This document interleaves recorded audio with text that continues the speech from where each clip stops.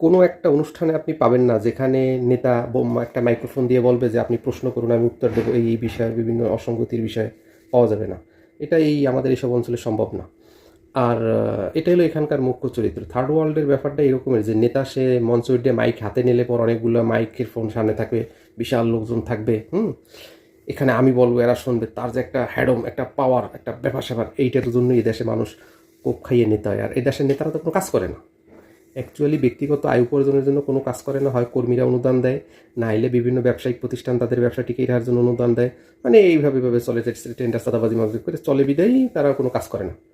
আর ঠিক সেম নেতার ছেলেও ওই নেতাই হয় বেশিরভাগ ক্ষেত্রে। আমি দেখছি ডক্টর জাকির নায়েকের অনেক প্রোগ্রামে যে লেকচার শেষে প্রশ্নের উত্তর দেওয়ার জন্য বলতে, এবং উনি বলতো কি যে মুসলিমদের চাইতে নন মুসলিমদের বেশি সুযোগ দেওয়া হোক।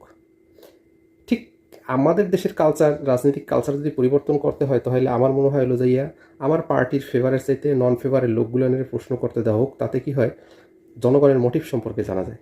আর এদেশের জনগণের মোটিভ নিয়ে কেউ কখনো মাথা ঘামায় না, কিন্তু সবাই একটা জিনিস ব্যবহার করে কি, জনগণ জনগণ জনগণ, জনগণ এটা চায় না, জনগণ ওটা চায় না, জনগণ এইটা নিষিদ্ধ করতে চায়, জনগণ ওটা।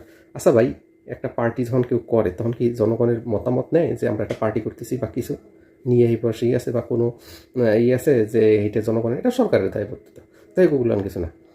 এই দেশের কল্যাণ সেদিন হবে যেদিন জনগণ প্রশ্ন করবে, নেতারা উত্তর দিতে বাধ্য হবে। না দিতে পারলে সেখান থেকে মানে একটা অসম্মানজনক রেজাল্ট নিয়ে চলে যাবে। লজ্জা না থাকলে, যে নেতার ভিতরে লজ্জা নাই ওই নেতার নেতা হওয়ার দরকার কি? কথা বুঝতে পারছেন? এমনও আছে, মনে করেন যে এই যে ফেসবুক, হোয়াটসঅ্যাপ, ইনস্টাগ্রামে যদি কেউ একজন কোনো একটা নেতার কোনো একটা বিষয়ে খারাপ লাগছে, তখন যদি সে একটা পোস্ট দেয়, মানুষ পোস্ট দিতে পারে, বেশিরভাগ ইয়ং ছেলেফেলেরা পোস্ট দেয় যে জানেন ওই ছেলেটার বাড়িঘর খুঁজা তারপর হলো যাইয়া তারে অ্যাটাক করা হয়। এটা যে কোনো হোক, ঠিক আছে, সবাই করে তা না, তবে বেশিরভাগ ক্ষেত্রে এটা হয়। অ্যাক্টিভিজমটা নষ্ট করে, তার ভিতরে অ্যাক্টিভ কিছু থাকে এটা নষ্ট করে। হুম আর এই নষ্টের মূল কারণ হলো যে এই প্রশ্নটা তার বিপক্ষে চলে গেছে, সেইটার উত্তর জানে না, এবং এটার উত্তর দিতে সে বাধ্য না।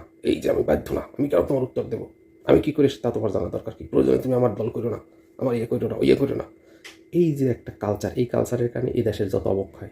আর এই অবক্ষয়ের কারণই হইলে এখানে যে আপনি প্রশ্ন করতে চাইলে প্রশ্ন করতে দেওয়া হয় না। আর প্রশ্নটা যদি আপনার মন মতন নয়, তুমি এগুলো বুঝবা না, এটা পলিটিক্যালস, অনেক বিষয় ব্যাপার, ঠিক আছে?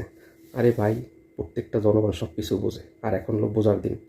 আমার হাতের মুঠে সব কিছু আছে, বুঝি না মানে সব কিছু বুঝি, তারপরও আপনি দিতে পারেন না, বলতে পারেন যে ভাইগুলো আমার এখতিয়ারভুক্ত, আমি দিতে পারবো না, বাধ্য না, নিতান্তই করেন, আপনি অন্য কাজ করেন। কিন্তু আপনি যখন জনগণের প্রতিনিধিত্ব করতে যাবেন, তখন তো আপনার প্রত্যেকটা প্রশ্নের উত্তর দিতে হবে। আমরা প্রশ্ন করব, কারণ আমাদের ট্যাক্সের টাকায় আপনি ভোগ করবেন রাষ্ট্র